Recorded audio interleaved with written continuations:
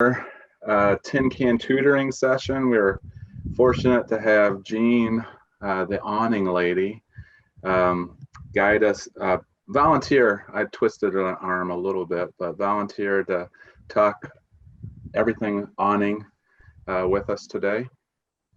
So if you can, stay on mute throughout the presentation.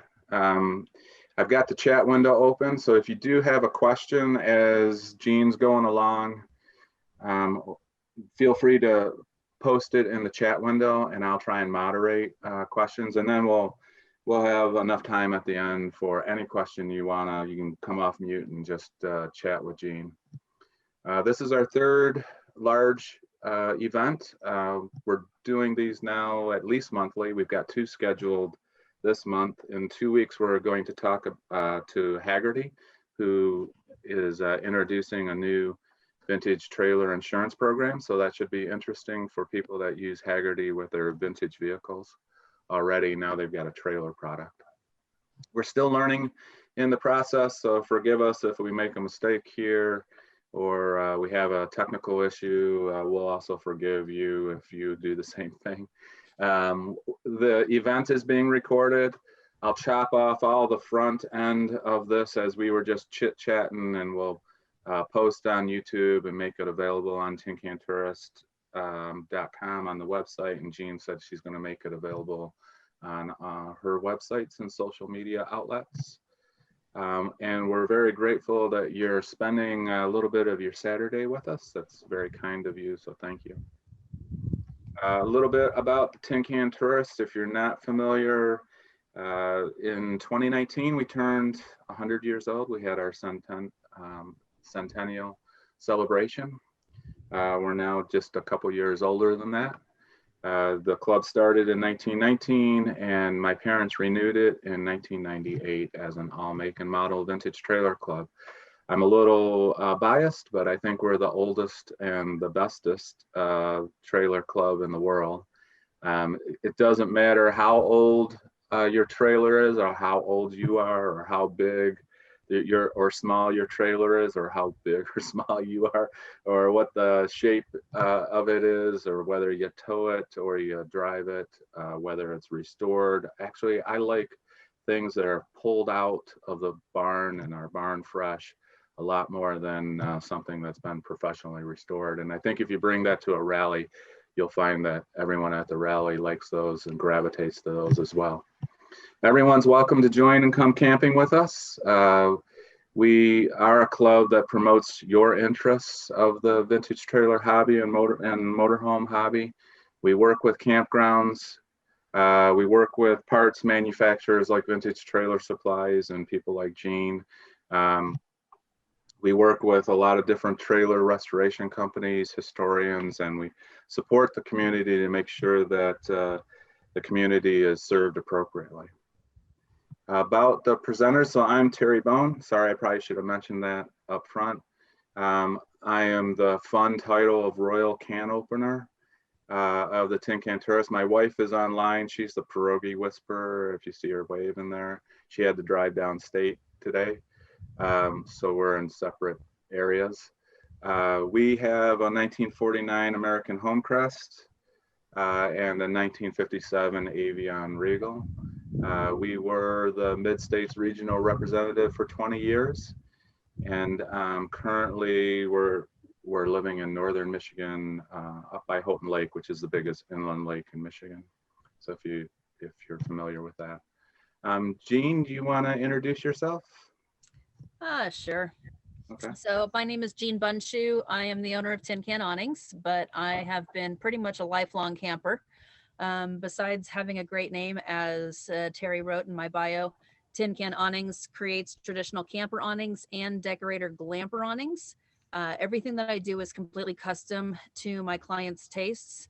And I've been camping since I was about 6 months old. I wish that I could show an image, but there's a picture of me strapped in one of the vintage backpacks that you would use for camping and carrying kids on your back. And someone is holding me strapped to one of the aluminum webbed chairs underneath my grandparents' awning. and just, getting fed almost like a high chair in the campground. My grandparents had a 1960 coastline camper. And when we were not camping and I was the only grandkid in the family, everybody was talking mortgages and interest rates and, crazy world politics in the living room on Sunday family dinners. So I used to grab the keys to my grandparents' camper and go out in the driveway and climb in the camper. And that was basically my playhouse and my escape to not have to listen to the adult talk my entire childhood. The camper that is right behind me is actually a completely restored from the frame up 1960 coastline trailer that my mother and I found in Idaho that someone had restored. And my mom almost lost it when she saw the camper being a coastline, and it was the same floor plan model that she grew up camping in from age 9 on up. So I grew up in the same camper that my mom grew up in. So awesome. Thank you. So Tracy says hello, Jean. Tracy, north of Detroit, loves Houghton Lake, has a 66 Holiday Rambler cab over and ordered an awning from Jean. She just put that in chat. She actually just ordered it this morning. Oh, awesome. Great. So even though we're in like completely different parts of the country, Jean's in Colorado right now and I'm in Michigan. We have similar views, and most of it are kind of around just spring and things getting beautiful and popping up. So this was taken just a few days ago on my side. Pierogi Whisperer was my camera lady, and first bass of the season out on our lake was a good one. Jean's got, is this a sunset or a sunrise? I believe that is a sunset off of my back patio. We're on the hill in the plains of Colorado looking at the entire Front Range mountains. That's awesome. I like your view. Let's see, I'm going to stretch this out so I can see. Oh, Pam. So Pam says she's watching from Winnipeg, Canada, restoring a 57 Silver Streak Clipper. That's awesome. All right. So what we did here is, instead of kind of a presentation, a formal presentation, what we did is put down some topics that we could have Jean talk about to us and describe. And the reason why she's sitting outside is she's actually set up 3 trailers with some different style awnings that she can use to talk through some of these discussions. Probably before we get started, Jean, why don't you give everybody a quick view of what's going on, so when you go and move around, you won't have to give them that information. Give us a quick tour. Okay, stepping out into the yard. So I have a 1947 Bull Zero with an original tension frame and an original Astrip cotton canvas awning here. There is, not really a rope and pull awning. It's more of a framed awning, and the company that made these awning frames is no longer in business. It was called Port O Frame.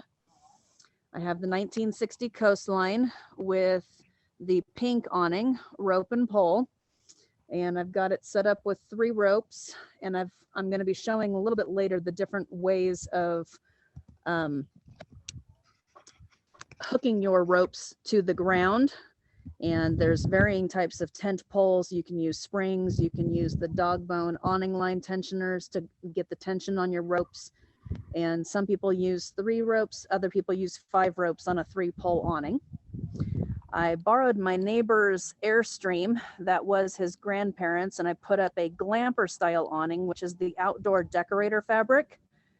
And that is showing just a small one on an extremely large awning track. But wanted to show that. Can everybody see these, Terry? Yep, I think so. Okay.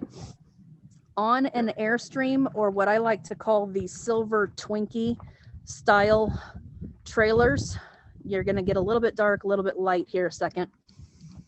Up on the top of the curve is going to be your awning rail.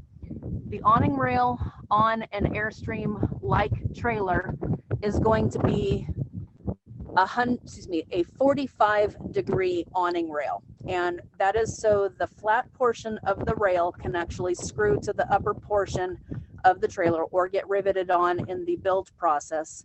And then the direction of the C channel is pointing angled down towards the ground. On a flat-sided trailer like this one right here and a flat roof, it has a 90-degree awning rail that is incorporated up into the J trim, and the J trim is removed in some instances, and your 90-degree rail goes as a C out into the campground. Can everybody see this? Everyone's nodding. They're all on mute, but they're nodding. Fantastic. And then sorry for the quick switch over here. And then this is going to be for an extremely curved roof trailer.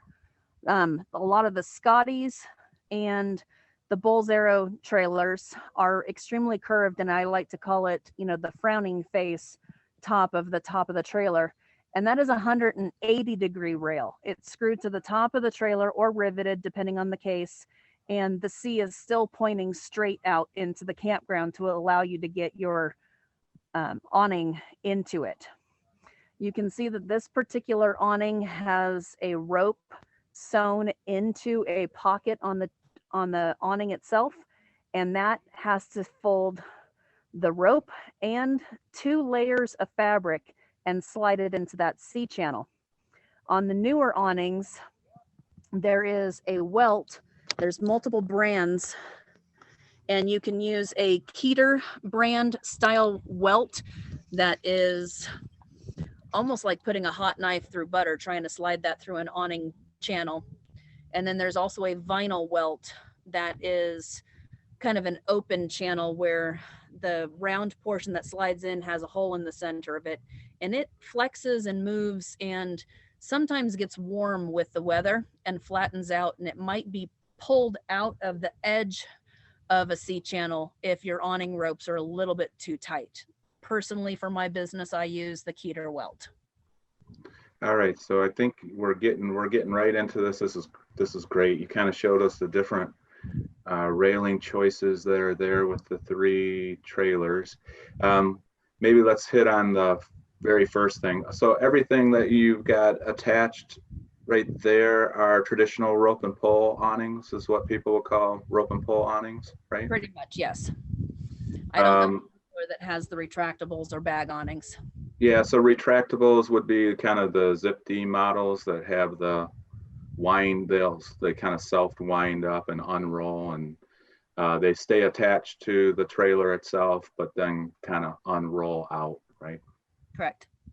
And then describe a bag awning. I'm not familiar with what that term is. A bag awning came really popular in the 70s, and it's one of those awnings that still hooks onto the C channel and is almost permanently hanging from the side of your trailer. You unzip the bag and you hand unroll it away from the trailer, and then it has 2 legs that unfold from that and extend down to the ground. Okay, so it's kind of zip D before zip D with less of the automation then, huh?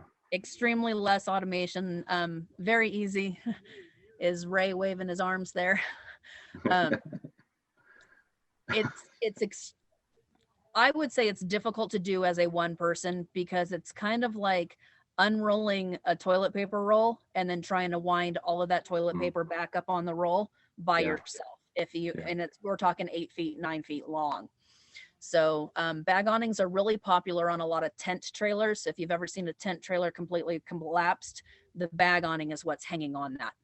Okay. And then we've got kind of the individual awnings. I've seen these, right, where they're just small, kind of they're attached similar with a C channel, or sometimes with separate little attachment plates, fasteners. It really depends. A lot of the Airstream trailers have the individual window awnings, and they're almost small zip D style awnings. Yeah. People have been coming up with their own framework. I know that Bob Gallagher, I saw him sign on. He has things that he created himself, and he put brackets down at the bottom of the window, You use either small PVC pipe or copper tubing, and you make your own prop-up frame. And if you remove your drip cap over some of your windows, you can incorporate a C-channel underneath your drip cap and reattach everything with the butyl tape so you don't wind up with leakage issues into your trailer. But you can put these up if you don't want the full awning outside and you prefer to use an easy up style. Okay. Detail. And then full enclosure, so that's with sides. So I would imagine the full enclosure are what you could do with the first awning that you have there, where you have the metal. I'm going to show you in here.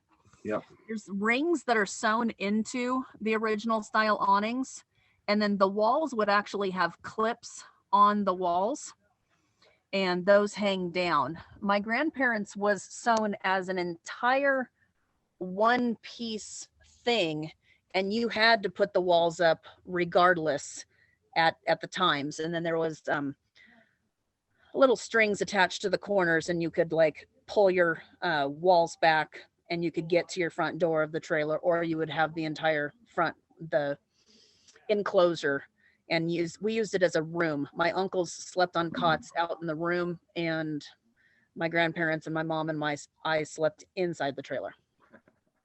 Oh, and then the last one we had listed was pop-up. So these are the ones people, if they don't have maybe a C channel or they want a little more versatility of where to place an awning, right? These are the traditional pop-ups that people use camping, right? For sure. Okay. All right. So I think we've hit the rail choices. So components of an awning top, I'm assuming that is your fabric. Is that okay? The awning welt, sorry. Yep. The awning welt is the three different things that I touched on briefly earlier, where you're talking about a rope sewn into a pocket, or the two different styles of welt that you sew to the edge of the back side of the awning. All right. You've got the valance. The valance is going to be that little 8-inch hang down around the outside edge. And some people do scallops, which to me is a bunch of happy faces, going around the outside of the awning. I personally do a sine wave, where it is the same up and the same down. So it's a rolling wave and it just kind of goes across like this. I've also seen on vintage awnings, like the one that I have here, it's a little bit flat around the edge and then just has a notch up. So the Roman key notch is just a little more squared off type of a. Yep, a squared off edge. I've seen that on 3 or 4 of the vintage awnings that I own. Those are popular on the ones that I have. All right. Next, you have listed pockets and then rings and clips. So people who don't have the original frames, sometimes they want to try and create their own frames. So you can, with varying awning makers, have pockets sewn to the underside of your awning, which I'm going to move again. I apologize for constantly moving here. So this is to slide the poles into kind of a pocket then, huh? Yeah. So this framework right here, can we see this? Yep. All right. So there's pockets. There's a rod going all the way across the entire front of my awning, and the original steel frame is actually hooked to that. Then this rod right here slides into this pocket all the way up the edge of the trailer, and then jams into the C channel up at the top. And that rod is 2 poles, one that slide into each other. And those poles have a heavy duty spring on the inside, which creates the tension and allows that whole awning frame to stand up by itself and not need ropes to hold it down. Okay, makes sense. And then rings and clips, I think you kind of hit on the rings with the enclosures, right? Yep. Okay. So next, so it seems like this is probably the thing that people care about the most when they start thinking about a vintage trailer awning is the choice of fabric. And Jean and I were talking about earlier before everyone was, or as people were joining, that Sunbrella is kind of the de facto fabric that people know about. It's kind of like saying I'm going to go Xerox something at this point. It's the most well-known brand, but there's lots of brands. So choices of fabrics determined by the style and the type of camping. Why don't you talk through these? So there is, I choose it as a distinction between, are you a camper or are you a glamper, or are you a cross between the two? Are you going to camp regardless of the weather and you don't care if it's raining outside in a torrential downpour and you have the inside of your trailer to hang out in? Or are you a glamper that is fairly fair weather camping and you want the cute decorator style, the polka dots, the flowers, the, arabesque, the geometric fabrics that are all decorator? Oh yeah, that's totally you, Terry. Yeah, Michelle's already ordered a flamingo awning for your trailer. So it really depends. The original awning canvas is a cotton canvas, and it's called PG, P-E-E-G-E-E. It is a pearl gray color on the bottom of the fabric, and then it is everything that's on top of that fabric for the design is a painted stripe on that canvas. On new awning canvas, it is fibers that are individually colored and then woven to make the design on the stripes. That's why you're not going to find an awning grade canvas that has a design on it. You're not going to find polka dots, because around polka dot you can't weave into the design of the fabric. And the decorator fabric is truly fabric. It's a lighter weight fabric that is run through basically a printing press for fabric. And if you've ever looked at fabric on the edge of the things the edge of the selvage that you can purchase at any kind of fabric store, it has 3, 5, 8 colored dots on the side. And that's the order in which the ink is laid down onto that fabric. And those are the true color dots from the dye process to make your design. So this awning over here, that is the decorator awning, it is only printed on the top side of the awning, and the bottom side you can see through it because of the sunshine, but the brighter color is only on the top. Yeah. And then on the new awning canvas, it is the same design on the bottom of the fabric and the top of the fabric. There is no distinction between top and bottom.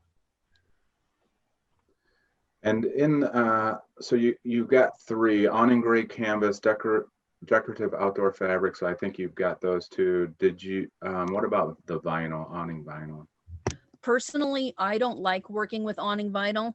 The biggest complaint that I have some people calling and placing an order for something different is they ordered a particular reissue, and I won't name brands, but the awning that comes with it is a extremely heavy awning vinyl.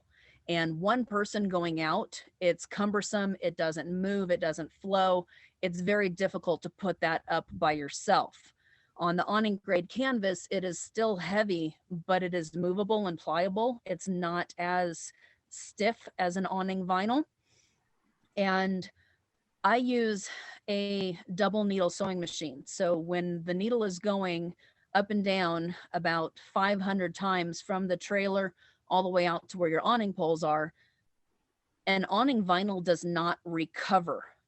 So once you put needle holes for sewing the thread through it, your awning now has pinholes all the way down the seam line.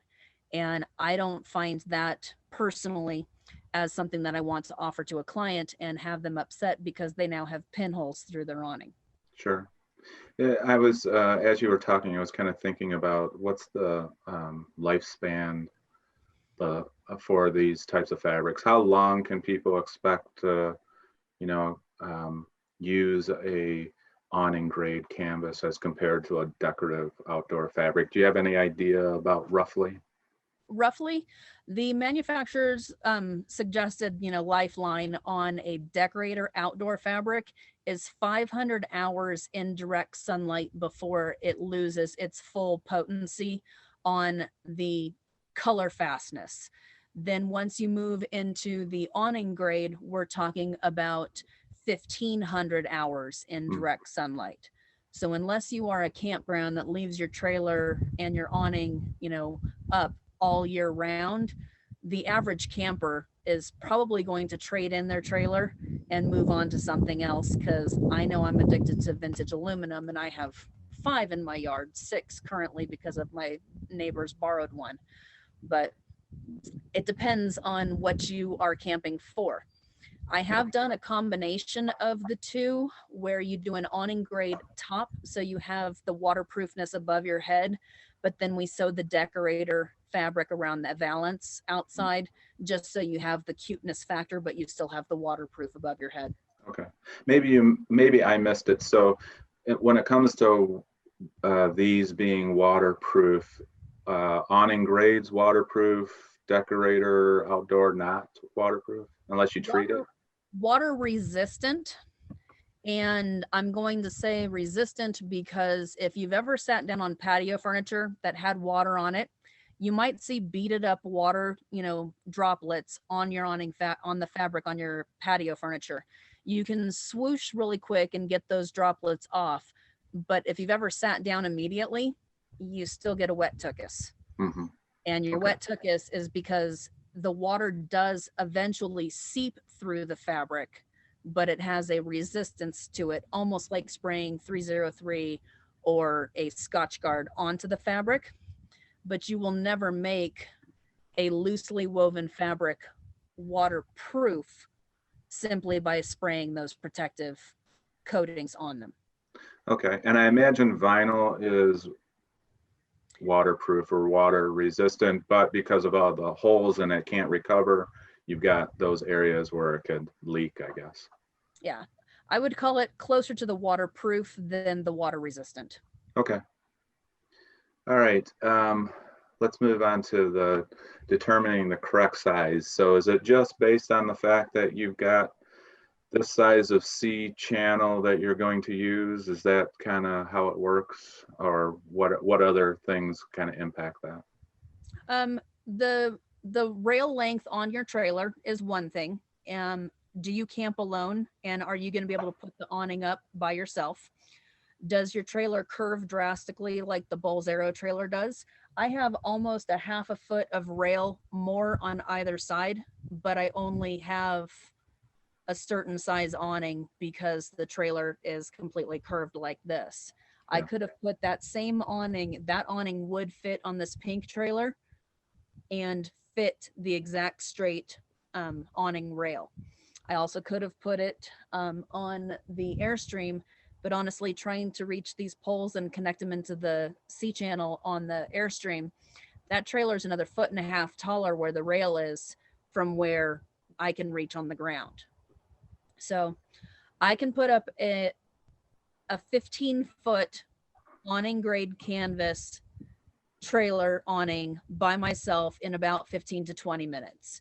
You just have to have your pole set out, have your hammer ready, your tent stakes, everything kind of staged in line, and you can do it, but it's what you're willing to do. Then the next thing down there is on your trailer, are you looking to cover mainly your door? Are you looking to cover the bedroom window so when the sun comes up, because your trailer is facing east and the sun rising on the campsite, you really want to sleep in? Where do you want the awning on your trailer?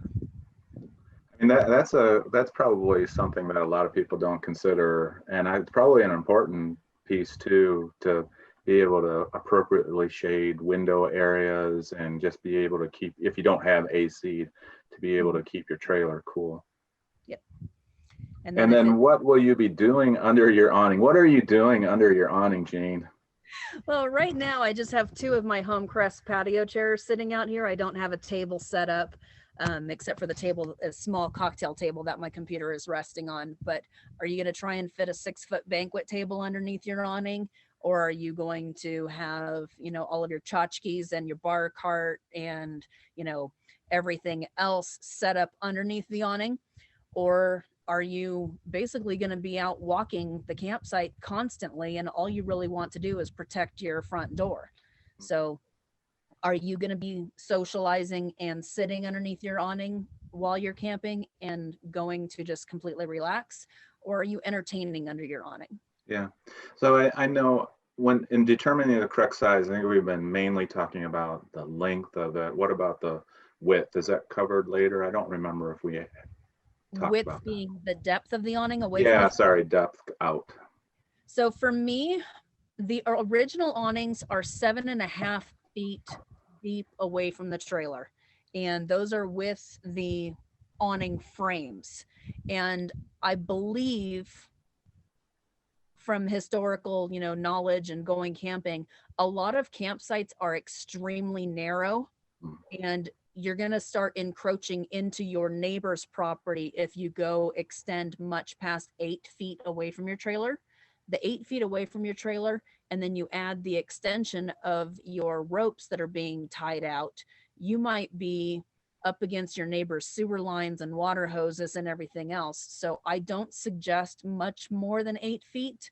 9 feet can stretch it, especially if you have something like an Airstream or the Silver Twinkies, because part of that depth is going up the curve of the trailer. Same thing with your Avion. So it depends on where the valance starts to fall. And if we can look over there, I did the glamper awning even with a 4-inch extension, and the valance is still touching the edge of the trailer. So depending on what kind of fabric you have and your depth, you need to talk to whoever's making your awning and let them know how far out no valance needs to be to ensure that with the wind, that doesn't constantly flap up against the edge of your trailer and wind up leaving rub marks on your trailer. That's a really good information. So the depth, so to recap, the depth of your trailer is another way to get introduced to your neighbors. Extremely introduced to your neighbors, especially if they have a dog that starts roaming and then your ropes get entangled with the dog leash and tethers. Oh, nice. All right. And then I'm sure you answer this or get this question a lot, is how much do these awnings that you make and other people make cost? So a lot of factors here in terms of the fabric you choose, the types of poles and ropes and tensioners and springs. Absolutely. So if you're just looking for the cute glamper awnings, there's a little bit less labor involved to sew one of those for the way that I sew them. And my price is proportional for that. The decorator awnings that you can get from either Joanne Fabrics, from fabric.com, Fabric Guru, those average about $10 a yard. And then when you move up into the Sunbrella, the Tempo Test, the Dixon, the Reconnaissance USA, those fabrics start getting into the $15 wholesale, going up to the $25 wholesale per yard. So you can see right there that the choice of fabric is proportional to the pricing of the awning itself, mainly because the cost of goods is higher. And then depending on what kind of labor goes into making that awning. I always joke with awning poles that it's the equivalent of buying a white t-shirt. You can walk into a Walmart and buy a white t-shirt, Target, JCPenney, Nordstrom's, or Neiman Marcus. There's going to be different qualities and different types of t-shirts that you're going to get for that. Same thing with awning poles. I've seen them sell as cheap as $15 a pole and then go up to almost $65 a pole. So what is your pole made out of? Is it steel? Is it going to eventually rust and your $15 pole is going to be junk in 3 years? Is it made out of solid aluminum? Is it thin aluminum? Is it thicker aluminum? And how far does it break down for storage in your trailer? Then you're going up into some of the polycarbonate backpacking tent poles that you can use that you know, those get exponentially, you know, more expensive. Personally, I use and recommend Kelty USA backpacking poles. They break down to 29 inches, so they fit under anybody's standard dinette on their trailer. If you cannot find Kelty right now because Kelty is out of stock due to COVID manufacturing issues, REI makes a very comparable pole, and those average about $40 to $45 per pole, and an average awning needs 3 poles. Okay. We going into ropes. Ropes, you can use basically anything as a rope. I recommend 1/4 inch or 3/16 inch rope. It has the ability to tie a really nice knot without getting to the point where you can't undo that knot with your fingernails. And hopefully it is not too bright outside and I can actually show the differences here when we get down to tent stakes.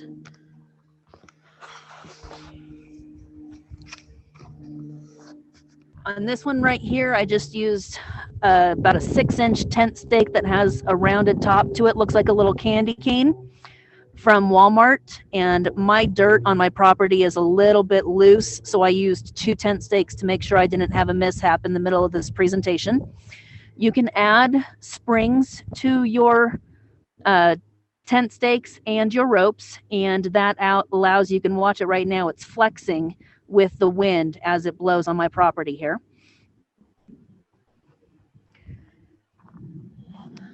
There's this V-shape style of a tent stake that you can use, and again I showed it here with the spring on it and going up. And then on this rope I used the V-shape tent stake, and can you see this dog bone right here? Yep. That's the awning line tensioner that I was talking about, and that awning line tensioner allows you to grab it right here and pull it and yank it tighter up the awning rope. And this one does not have a spring on the bottom of it, and this is how I can adjust it without having just to untie my knots consistently. This rope over here, I have just a series of knots and hasps, and this awning hasn't moved a whole lot, and it's in front of the large Airstream.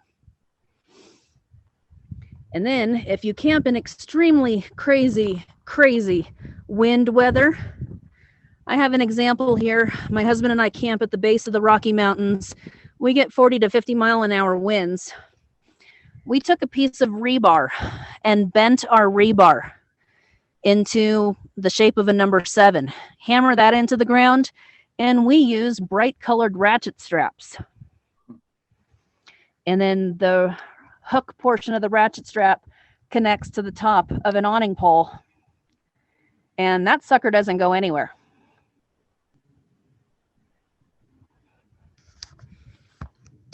So you got a lot of choices here in terms of ropes and tensioners. So maybe I think we didn't cover, or we didn't put in here. So if you're going to get high winds, or if there is a storm coming, what's your typical setup? What do you do? You take it all down? Do you loosen up tensioners? Do you drop the sides? What's one side? What do you normally do? If I don't have my frame up and I'm using adjustable tent poles, what I do is put the center pole higher than the 2 outer poles, so it's a teepee effect and the water can drip down this direction.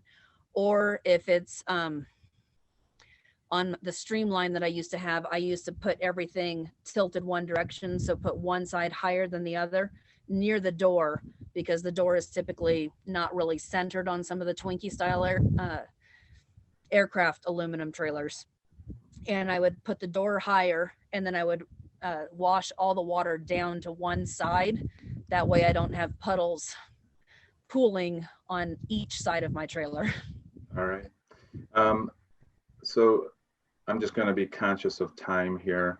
The one thing I was thinking of when we were talking is, I know when people get an awning, maybe they've installed an awning for the first time, maybe one thing they forget about is the sharpness of a door, Yes. their door. So what do you typically see people do to kind of help with that?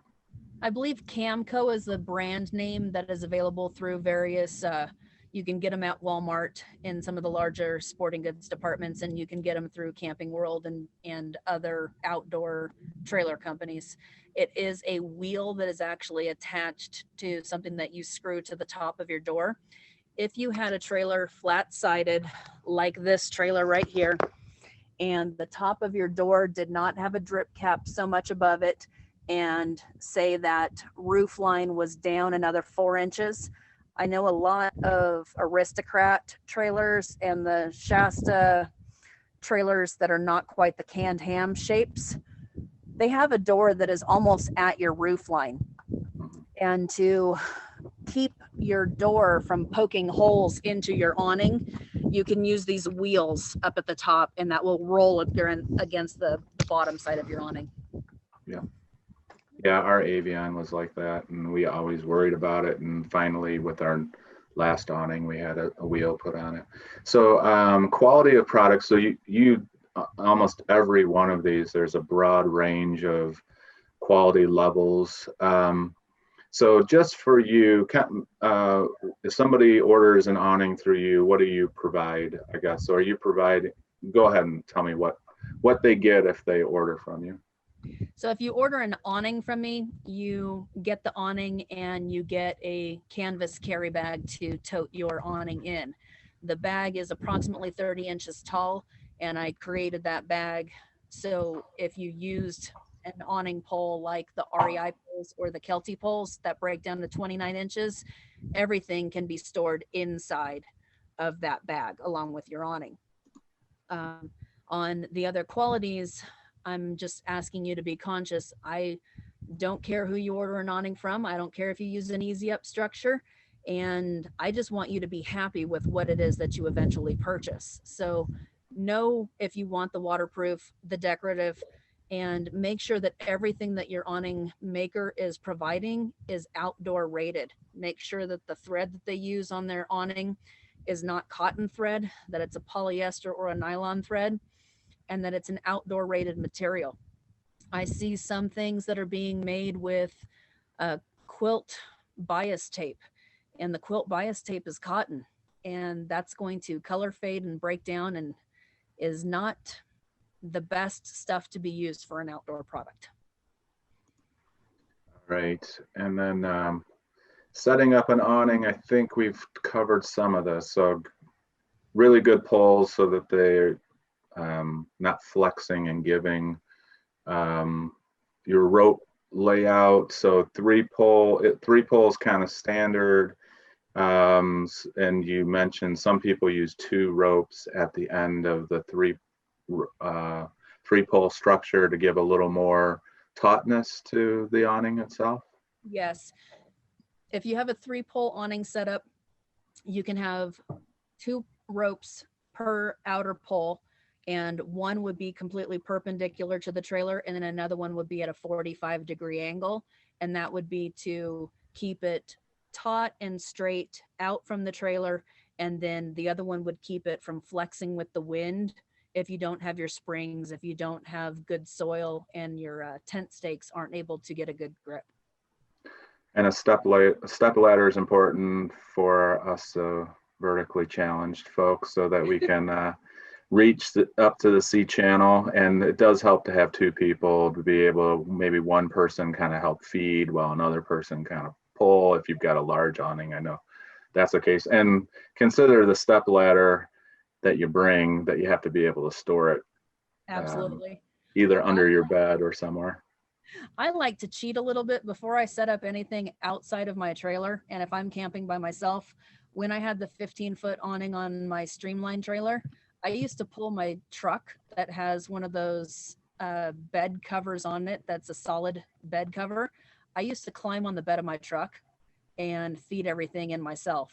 And that was in lieu of a step ladder. And I was able to reach everything. And then my awning wasn't dragging on the ground as I set it up on my own. It was dragging on the top of my truck bed. Yeah. Scott asked a question in the chat.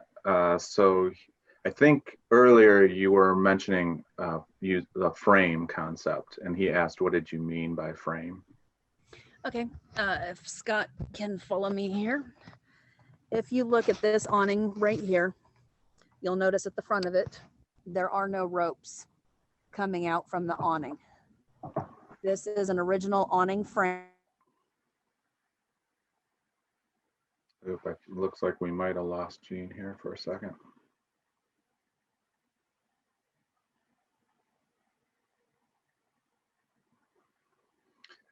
So while if Jean's outside, she may be getting into a Wi-Fi issue there. So I think she was kind of going back to showing that first awning, which has a metal frame. So the video's back. Oh, did I lose video at a point? Yeah, just for a second. Yeah, you kind of hung. So go ahead. Okay, and then that steel frame comes through here, and this steel frame is two poles interlocking into each other that have a spring on the inside. So this thing is completely spring loaded and jammed into the C channel along with the back side of the awning. Yeah. It runs through this pocket all the way along the edge of my trailer awning and comes to the front where everything connects. So it really is like having, the traditional tent poles embedded into the awning itself, right? Into the sides of the awning. And absolutely. Yeah. Okay, good. I know one of the questions we get a lot is when people go to festivals and maybe they're displaying their trailers at festivals and they want to be able to put up an awning because typically they're sitting on hot asphalt all day long, talking to people at a street fair or something like that. But then how do you set up an awning when maybe you don't have the place? Well, if you had that one that you just showed us, it'd be no problem. But if you have a rope and pull, traditional rope and pull awning, what do people do? I've seen anything from 5-gallon buckets embedded with maybe a 2-inch PVC pipe with cement or something to encase that PVC pipe in the center of a 5-gallon bucket. And then they put their awning poles down into that 2-inch piece of PVC pipe. And that's going to leave the weight with the cement and then the structure with the PVC pipe to allow your awning pole to stand up into it. You're still going to have a little bit of sag and a little bit of flex with that, but you're not going to have any kind of ropes strung out to something into the yard, so to say, for people to trip over. Yeah. With that kind of thing, you can also do vintage ice chests that have lost their plug on the bottom of them, and you can put cinder blocks or you can put multiple bottles of water in them to give the weight, and then you tie your ropes to the handles of those. I've also seen something similar with vintage pieces of luggage that are decorative that are stacked up on top of each other. I've seen duffel bags with cinder blocks inside of them, and you're tying off to the brightly colored duffel bag so no one trips over your duffel bag and gets a broken toe off of a cinder block from the inside. We are a creative bunch, aren't we? We don't just want to use cinder blocks. We have to put some kind of nice decoration to go with it. Well, we're doing vintage trailers. We want something vintage aesthetic to be around it. Exactly.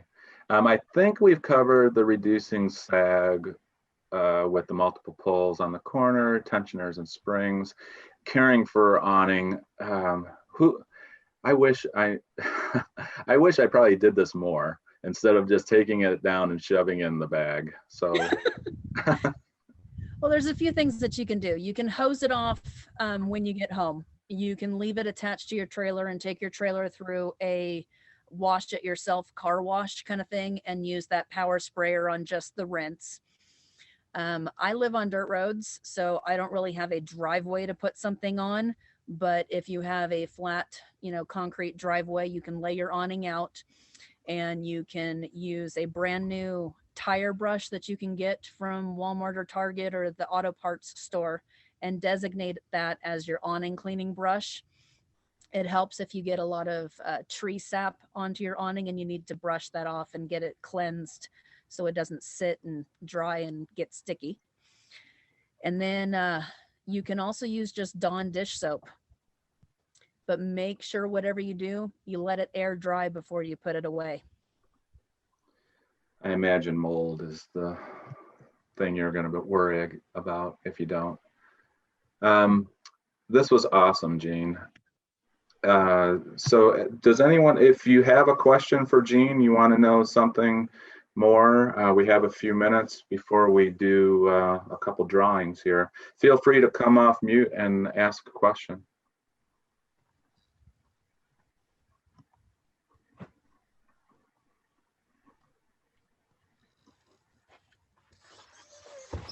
I have a question. Okay. Sure, go ahead, Tracy. So the one that you were talking about with the frame that's inside the awning, that has to attach to the trailer though, right? Like there's an arm that comes back and attaches to the trailer. Nothing Correct? attaches to the trailer. It is spring loaded and the edge of the pole is crimped down, and what you can't see is that it has a little hook into the edge that is clamped down and squished from a 1-inch round pipe, and it's clamped and then squished. And that little squished portion is jammed into the C channel with the welt, and that spring inside the frame is what is holding everything taut. Okay, so you still have to have poles. It Yes. just gives structure so there's no sag. Correct. Okay, got it. Thank you.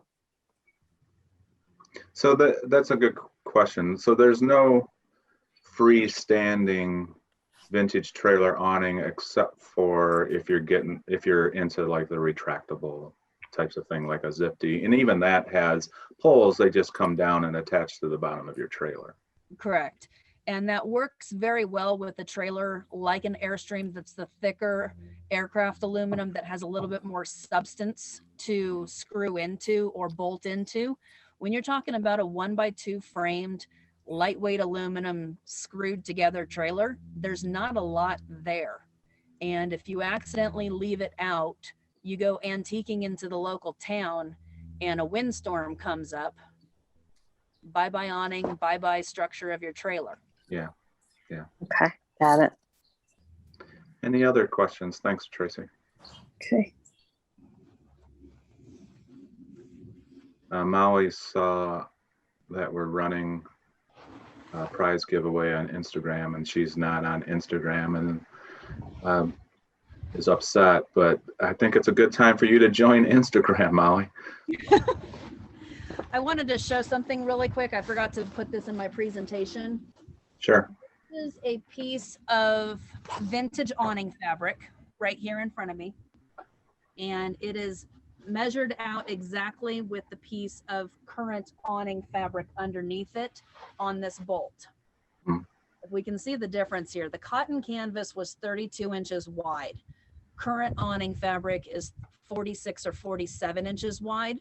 So if anybody looks at their trailer and wonders why their awning rail is 10 feet 2 inches, but nothing on new fabric sewn together makes 10 feet 2 inches, it's because this fabric sewn together in multiple panels made that 10 feet. To get to a 10-foot awning, currently I have to take 3 panels of this kind of fabric, sew it together, and then cut one of the stripe panels off on left and right to make things aesthetically pleasing and have my CDO not make me start twitching because things don't match stripe panel wise. So it's a weird thing. You can either choose to do just an 8-foot awning, which is truly a 7-foot 9-inch awning, because 47 inches twice with seam allowances doesn't make 8 feet. That's helpful. So there's some restrictions in terms of the math involved with the awning fabric, or otherwise you're going to be hitting a little bit of odd Sizing and sizings, and your patterns might look a little different then. Mhm. Jean, this is awesome. I think we're going to go ahead. We're at the top of the hour. go ahead and do prize giveaways. So